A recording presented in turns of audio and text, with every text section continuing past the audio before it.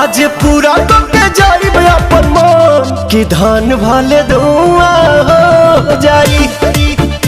आज पूरा करके जाइब अपन मन कि धान भले धुआं हो जाई।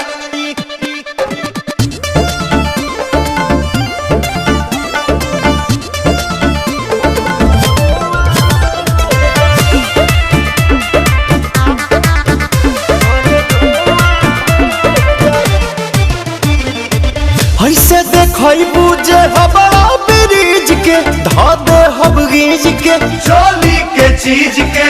अरे के बोलছো তুমি? अरे तोरी माँ हाले नाच देखी आइल बारो देख बैठ के ढेर जोनी बोला बाबू हम साइट के बुझाता अब ही टाइट जवानी पाछे पुबा हो जाई।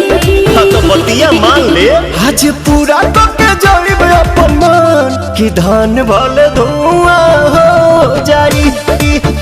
आज पूरा करके जाइब अपन मन कि धान भले धुआं हो जाई।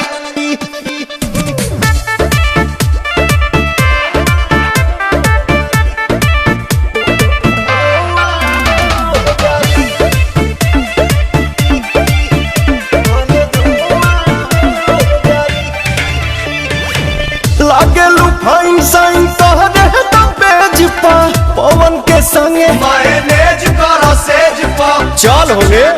अरे छोड़ा, अरे छोड़ा ना।